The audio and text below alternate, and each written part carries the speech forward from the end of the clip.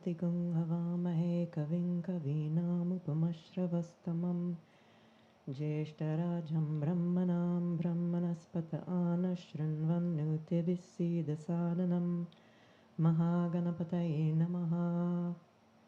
Om Prano Devi Saraswati Vajevirvajanivati Dhinamavitriyavatu Ano Divo Brahatah Parvatada Saraswati Yajata Gantu Yajnam Havan Devi Jujushana Gritachi Shagmano Vachamushati Shrunotu Vagdevyai Namaha. Om Sahana Vavatu Sahana Bhunaktu Saha Viryam Karvavahai Tejasvinavaditamastu ma vidvishavahai. Om Shanti Shanti Shanti. Well, many, many thanks to all the swamis and swaminis and workers behind the scenes and in front of the scenes and the patient sound man and everybody, and all the creatures and the plants and everything that is containing us here, and the island of the Bahamas, the islands of the Bahamas, and here in Nassau, and the bishop who was here for Passover, and the whole context in which we exist. Many, many thanks. And so there's a lot to share. I'd briefly like to introduce the band and then introduce them more deeply a little bit later in terms of what everybody's going to be sharing. So I'll briefly introduce what Satsangam is, which is what we've all been here and a few others have been a part of for a number of years. But then I want to backtrack a little bit. We're not quite ready to leave the Passover celebration. And Swamiji last night gave us such a beautiful story, and there's so many things about that that I think we're not quite ready to leave. So we won't introduce the whole vision of Satsangam tonight. I'll plan to do that tomorrow morning. What morning is a better time to introduce a whole thing, and it's a whole thing. Please come. If you've been interested in Indian knowledge systems, please come to these sessions. I think even if you have been involved in some Indian wisdom tradition or another for a long time, it will contextualize things for us. And this is why we thank the plants and the animals and the island and the oceans and the things that contextualize us. When we study something from a Western point of view, and many of us in this room are not from India, we tend to focus in on the thing instead of learning in a contextual way, which is wonderful. It's wonderful to focus in on a thing, but we miss learning something, I think, important. And we all share this feeling that we miss something important when we're missing the context in which Indian knowledge systems exist. So we all came together, and also Scott Blossom and Wynne Werner and Ivy Ingram, who will be with us in the final satsang as well. So Rajji, there will be an extra chair needed on the final night of our satsangs here. We all came together to behind this vision of introducing more deeply the context in which Indian wisdom traditions exist. We didn't all, and perhaps still can't, we weren't all able to enunciate, and perhaps still are not able to enunciate why this feels so important, to understand the context in which these things exist. But it feels deeply important to us. We could all take a stab at saying why it's important to us, but there's just something that is. It is important to us. And so tomorrow at the 12 o'clock session, I'll be going into what the context looks like from a way that we can easily grasp things that we will never be able to grasp, right? So we'll get into that a little bit more tomorrow. So we all came together some 5-6 years ago to to be part of Satsangam. Sat, truth, Sangam, confluence, like where rivers come together. All these rivers of knowledge come together. And how do we navigate what to irrigate ourselves with, right, from all these rivers? What knowledge? And how do we nourish ourselves and honor these traditions at the same time? So be looking at that.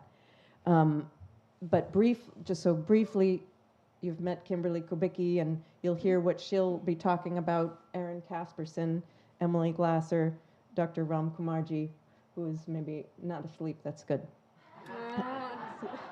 So, but I wanna go down and write. I'm a very visual person, and many of you may be as well. So I'd like to talk a little bit about this week that we're still in Passover. It's sometimes called the Passion Week. And I'm just going to write down what happened Saturday, what happened Sunday, what happened Monday, Tuesday, Wednesday, Thursday, Friday, Saturday of Passion Week very quickly, and then go into a few things about that will lead us into a world of interconnectedness.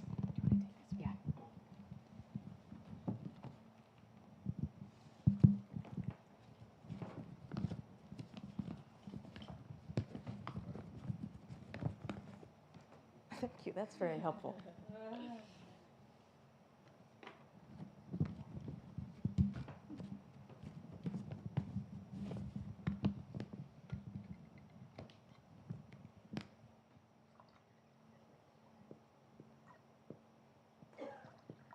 This is a whole week leading up to the resurrection. This is what happened in 1 week. If you think you've had a busy week, this was a busy week. So Sunday, it's called the triumphal entry from the east into Jerusalem. So the triumphal entry of Jesus.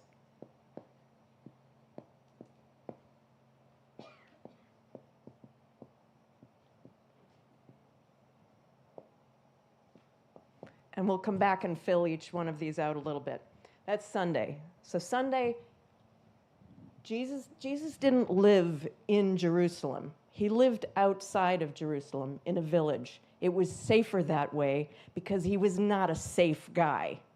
For the religious guys at that time, and I say guys because it was probably mostly guys, at that time, he was not super welcome. His ideas were not super welcome. A little safer to be out in the village. But he came in from the east, in part, it seems, to fulfill a prophecy. But there's also there's a significance to from the east. There always has been, as far as I know. There was, when I lived in Benares for a few years, way back when, people I talked to just said it as if it was fact. Jesus spent 12 years in great part here in Benares. So this was an understanding. Jesus spent time from ages 12 or 17 to 30. There's this whole gap that we don't hear about. During that period of time, it was said that I don't know if this is true, but this is widely believed in India and other places, that he went to places including India and was and visited Benares for sure, the site of Hinduism, Bodh Gaya, where the Buddha first achieved enlightenment, which is not too far from Benares. So he spent time in these Buddhist and Hindu places, specifically from what I've heard, maybe Muslim places as well, maybe other places, but that's sort of understood to be true, at least was with the people that I spoke with in Benares. So he's coming from the east, from the Olive Mountain, but in the Bible, but there may be more significance. He's coming from the east. Anyway, this is his last week of his life, and he knows it.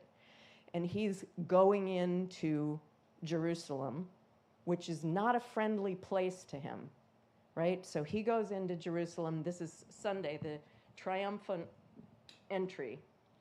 Monday, he wakes up and he looks at his calendar in his Google Calendar app and says, what to do today? Cleanse the temple.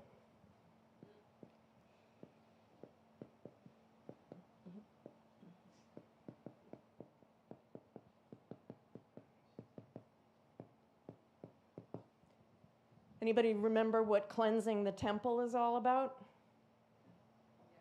What is it about? He was saying to the ones that were selling things that it wasn't right for them to get. He was saying to the ones that were selling things that it wasn't right for them to sell there. Anybody have any more to add to that? Because there's some really interesting things here. What were they selling? They were money changers. Why were there money changers at the temple? Why is there money changers at a temple? Because of the sacrifices. Because this was Passover week. And what happens at Passover week? Animals are sacrificed. Lambs are sacrificed. Birds are sacrificed. Other things, cattle were sacrificed. So outside the temple, it was tons of animals. All these animals being ready to be slaughtered for sacrifice. And the money changers are there because people are coming from all over the different countries and areas of the planet, the local planet at that time. They're coming. They need to change their money in order to buy the cattle and the lambs and so forth in order to sacrifice them for Passover. Because remember, part of what was going on in Passover, right, was the Jews who were in bondage in Egypt, we heard about last night, they slaughtered lambs and put blood on the posts of their house. And when God came over to kill the firstborn, right, wherever he saw the blood, he didn't touch that family. That was the final thing. Then the Pharaoh said, okay, you can go. He changed his mind later, but never mind about that. So they leave. So this sacrifice was then redone,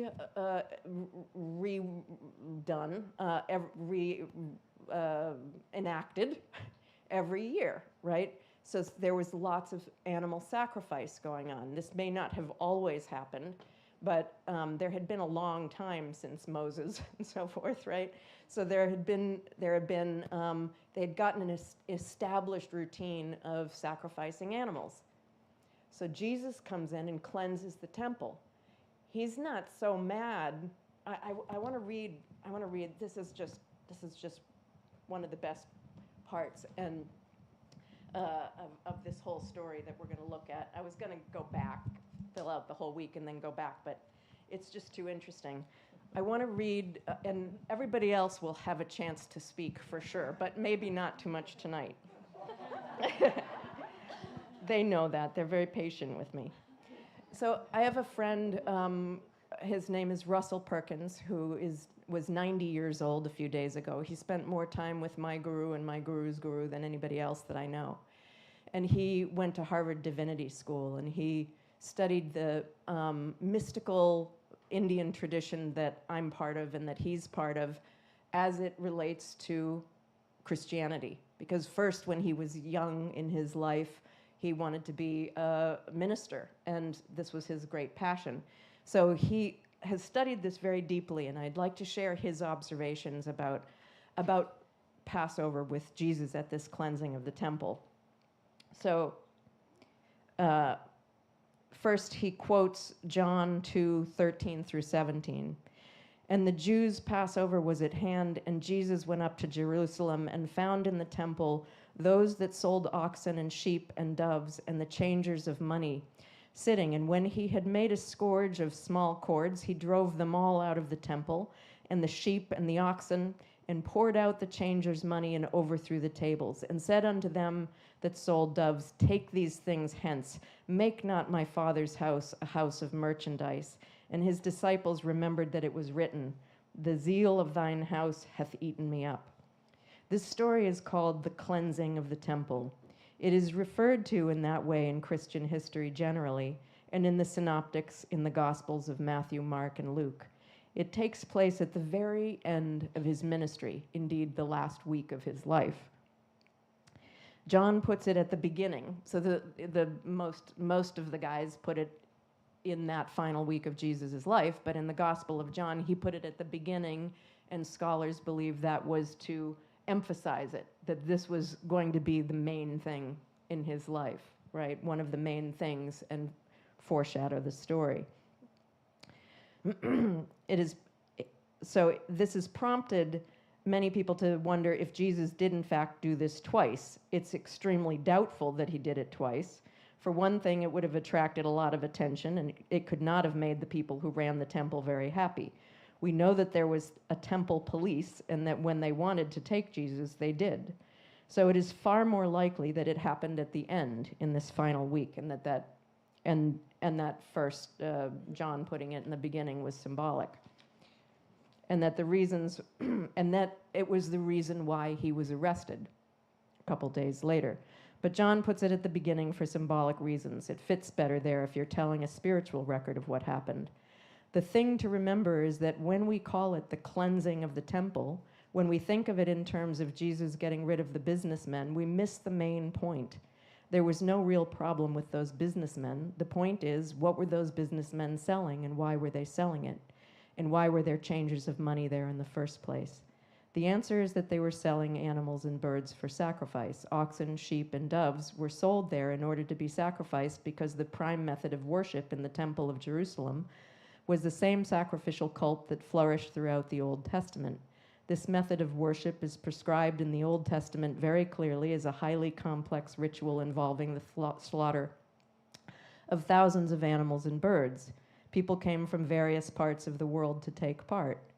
Jewish people made pilgrimages to Jerusalem in those days as Mohammedan people do to Mecca today.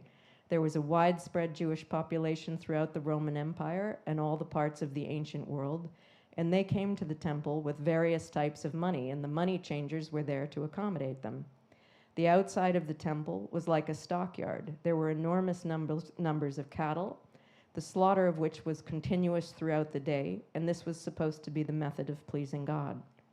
Now, when we talk about the old and new and about the law and so forth, it's easy to oversimplify. The fact remains that throughout the Old Testament, there had been a far different understanding of how to please God. The prophets, especially Isaiah, Amos, Micah, and many others, treated the temple ritual with great scorn. In fact, they specifically denounced the sacrificial ritual in such a way that although it's generally understood that they were saying that the ritual is not enough, in fact, they were saying that the ritual is useless, worse than useless, absolutely counterproductive. When Jesus cleanses the temple, what he is really doing is fulfilling the prophetic tradition and proclaiming the end of slaughter of animals as an official method of worship. This is what he is symbolizing by this act, that he has come to end this very bloody and very counterproductive and very unpleasing to God ritual, which has become an integral part of an otherwise very positive spiritual tradition. How did this happen? And he goes on to talk about how that happened. But the fact is this is what serious scholars believe was going on that day. So he goes in to do that, and it occurred to me as I was thinking about this today, Jesus is often called the Lamb of God. So when they're thinking about sacrificing the lamb to God, they ended up sacrificing Jesus a few days later, the lamb who came from God, right? So there's this, the Lamb of God points to this story and this sacrifice and what real sacrifice is. So here he's saying, perhaps this isn't real sacrifice, everybody. I'm about to show you what real sacrifice is. Right. So he cleanses the temple on Monday. What's in his Google Calendar for Tuesday? So Tuesday and Wednesday, 2 days, he teaches in that very temple. So that temple, it's a huge temple, And he prophesizes the destruction of that temple at that time, and in these 2 days as well. And indeed, that happened 70 years later or something. But at the time, it was a huge temple, and all kinds of spiritual discourse was going on. So he went in there, and he told parables and debated with the mucky mucks of the time, and prophesized the thing about the temple. So that's going on. He knows that he's pissed everybody off, and he is in boca lupe, baby, right? Look in the mouth of the wolf. He's in the mouth of the wolf. He knows what he's doing, right? From this, possibly, this is the picture, because he's in this temple where he's just created some trouble. So he stays there, and he teaches through parable, through debate, through whatever ways he can. Then Thursday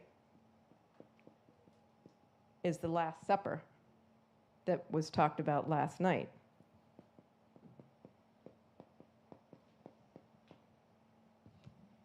And he clearly knew what was going on. And Friday, Google is very busy, Google Calendar, with some deeply naughty things. There's a trial, a crucifixion, and a burial, all in the same day. Trial, crucifixion,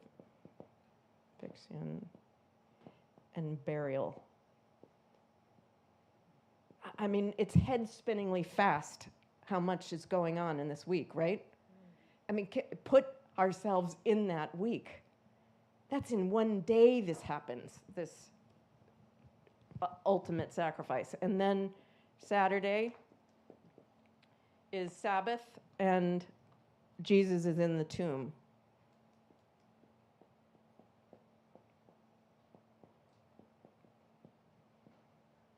And then Sunday is the resurrection, Easter.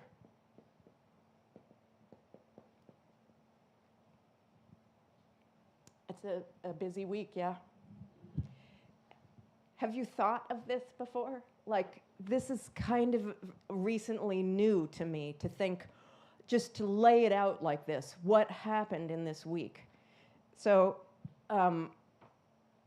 one of the things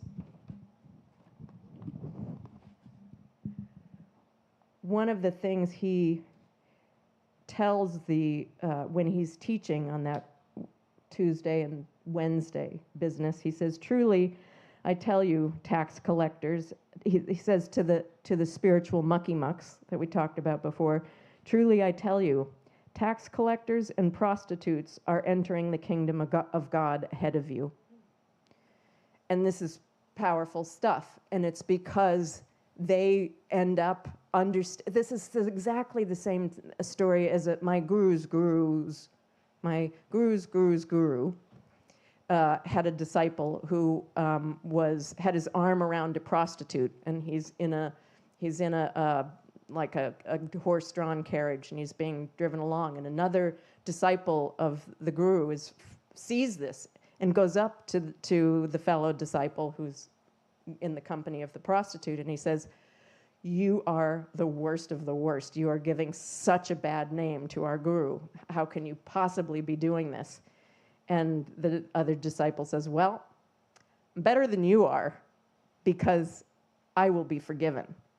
And so the disciple who has pointed out his great grievance goes to Master Sawansing, the guru, and says, "I'm really confused. I went up to one of your other disciples who was in the company of a prostitute, and I told him what he was doing wrong, and he said he'd be forgiven, but I won't." And Master Sawansing said, "Yeah, that's very true, because he knows he's done something wrong and will ask for forgiveness, and you think you're totally right."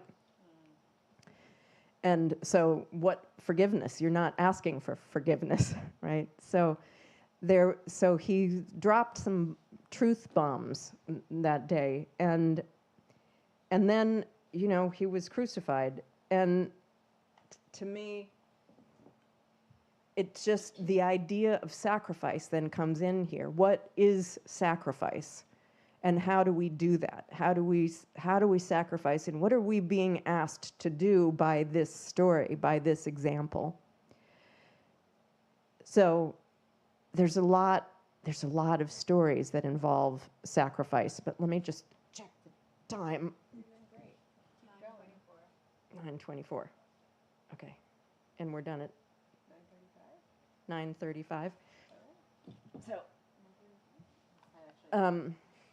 well, I think we'll stop there and talk about, and that will be the theme, because I'd like to, everybody's gonna share a little bit about what their sessions are that we're gonna be teaching in the next few days, or be facilitating teaching, I don't know, we'll be sharing, and be very happy to be with you sharing that.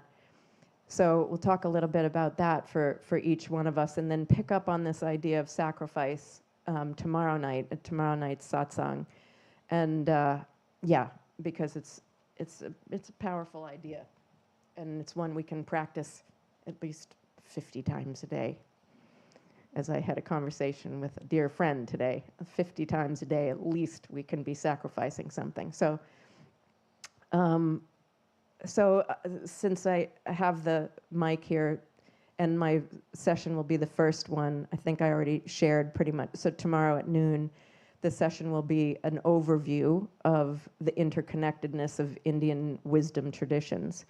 And you can see, even with this story, how many things are interconnected, like the Jewish faith, the Christian faith kind of come in here, and then how they relate to Indian thought, and if Jesus was in India. All these ideas, it seems like truth, Sat, has all these different rivers, and they come together in sangams. They come together in places that are very rich.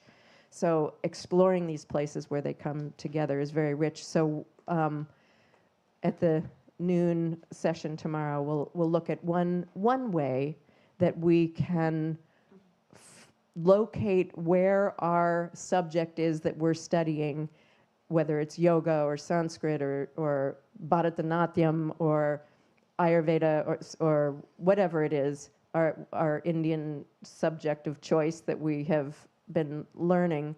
We can identify kind of where that is in the map of Indian, and there is a map of Indian wisdom traditions. It's an incomplete map. It will probably never be complete, but it will be enough to give us a sense of what's going on.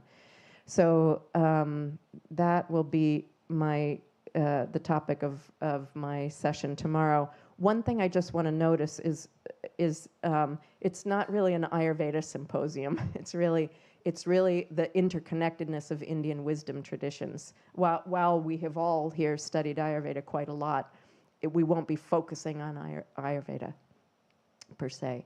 So then tomorrow afternoon is your session. So will you talk a little bit about your session, Erin? Thank you, Claudia G. Hi, everyone. Thank you. And we won't be sacrificing anything at the session. I'll be teaching, except maybe a little bit of time. And so my name's Erin, and I have mostly studied Ayurveda and worked in the field of American Ayurveda at a school in Kripalu in Western Massachusetts. And being able to work with this group of people over the last 5 years and having the bigger context for what we're doing has been really helpful in my work and working with the students that I see every year. And I look at this week of what we're going to be offering is that, Claudia is going to start with sort of locating yourself within the map of the Indian context of Indian wisdom traditions. And then my work will be to locate yourself within the earth, particularly in this place. And so we'll have a real felt experience of being connected to place, of locating our own selves, of engaging our senses in a way that allows us to slow down and be in connection with the macrocosm from a place of our own felt experience. And so plan to come and saunter and have a sit spot and be in council and just celebrate like how blessed we are to be in this place, and that we are in nature where for me, Ayurveda always comes more alive when I'm outside. Like, how many of you just feel more connected to yourself when you're in the natural world? Yeah, that's why you're here. You're not in a little square box right now. And so we'll spend time in the blessings of this land. And then it'll get more and more sort of subtle, locating yourselves within, which I'll pass to Kimberly in a minute, in a way of like how we work and through leadership, and then locating yourself in the celestial beings with Emily. And so there'll be a continual opportunity to locate yourself within a multitude of context with this group. And I'm really grateful to be here. So thanks for having us.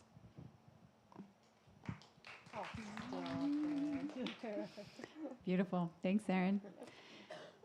So on Tuesday, Ramkumar and I are going to explore leadership and management through the Vedic lens and bring in some key foundational concepts to that. And the idea is it's going to be also more of a dialogue. Like, we want to facilitate conversation with everyone in the session. So it won't just be like us lecturing, but we'll all get to kind of share and explore, comparing leadership from a Western perspective to a more Eastern perspective, and how we might bring in those concepts to create a world that we want to live in.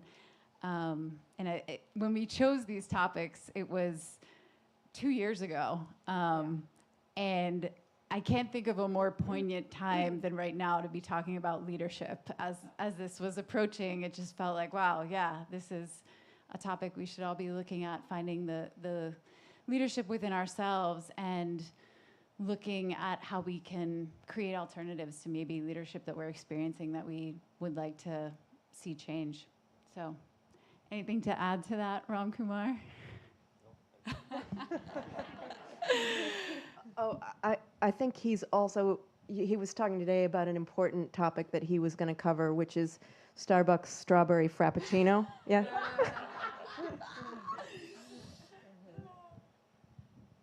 Emily? Yeah, Dr. Ramkumar came from the East today after enjoying a strawberry frappuccino. I just want to express my gratitude for being here. My first 24 hours were just filled with so much delight, and I got to experience my first and God willing, not my last full moon Seder, which was deeply touching to my heart. And yeah, just the meditation on the beach and the wonderful food. It's been a joy, and really grateful. So speaking of context, in my session, which will take place on Wednesday, we'll talk about the great planet Saturn, who, for those of you who don't know, he has just transited into the constellation of Pisces, which really signifies a new era for all of us. And Saturn is a planet who is known for really aligning us with some of our deepest truths and some of our most visceral experiences of pain in our life. And a really incredible astrologer, Mantraji, once said that all you need to know is where Saturn is in context to your personal zodiac, your personal astrology chart, because that will really align you to the work that is yours to do in any given moment. And Saturn's name in Sanskrit is Dharma Raj. So this idea of, like, especially aligned with sacrifice, and I have had the experience of Dharma as feeling like a sacrifice sometimes. So to really know what your walk is in any given moment can definitely be enlightened through the idea of what that means to have Saturn currently in the constellation of Pisces. So really hope to see you there. Namaste. As you can see, I am in a minority here. So I'll be listening more than I'm talking. which I like anyway. I still don't know what my topic is on Wednesday. We'll find out when the session begins. But I also wanted to share that I just realized that tomorrow is a new year in many parts of India. In Kerala, it is Vishu, which means already it is New Year in many parts of India. And a very similar story, like what we heard about the Passover, is the reason for Vishu in Kerala, where a demon king, Narakasura, is killed by Krishna and Satyabhama. Now, this story is also linked to Diwali in northern India. But in Kerala, we don't celebrate Deepavali. Instead, the story is linked to Vishu, where Narakasura is killed by his own mother, Bhudevi, Mother Earth, who took the form of Satyabhama, the wife of Krishna. Because that was the only way Narakasura could have been killed, as he had a boon from Lord Brahma that he will not die at the hands of anybody other than his own mother. At the time of death, he realized the mistakes that he had made. And he requested Krishna that this day be celebrated as the killing of all negativity. And that is how the Vishu festival came to be celebrated in Kerala. There is another story also that Ravana, in the Ramayana, Ravana, the demon king, one day got upset with the sun god. When he woke up in the morning, he was woken up by the harsh rays of the sun god. And he got angry and said, the sun will never rise in the east again. And so he stopped the sunrise. And after he died, this day is when the sun started rising in the east again. So the story goes. I don't know how true it is, but it's a nice story. So this week is very special in Kerala also. In Kerala, in Tamil Nadu, in many parts of India, we celebrate it as the New Year. So yes, that's about all that I get to speak. I hand it back to... We're done. We are done? We are done. So says the boss, and we all listen.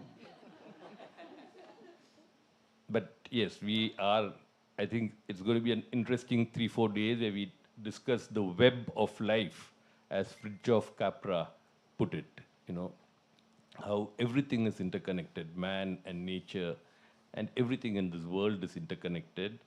We are trying to explore a little bit of that through these different knowledge systems. And yes, we welcome all of you to be a part of it. Thank you so much. Om Nam Shivaya.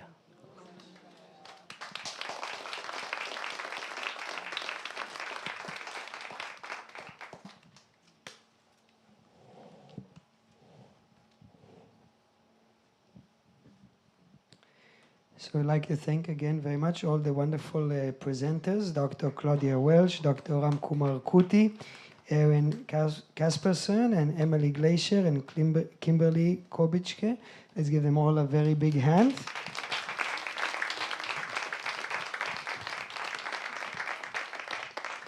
And they will be continuing this symposium on interconnectedness of Indian wisdom tradition. Tomorrow there will be a workshop at 12 o'clock with Dr. Claudia Welch on interconnectedness of the Indian wisdom tradition, and then continuing the workshop with Erin Casperson at 2 o'clock on the connection to place here at 2 o'clock on the garden platform. So now we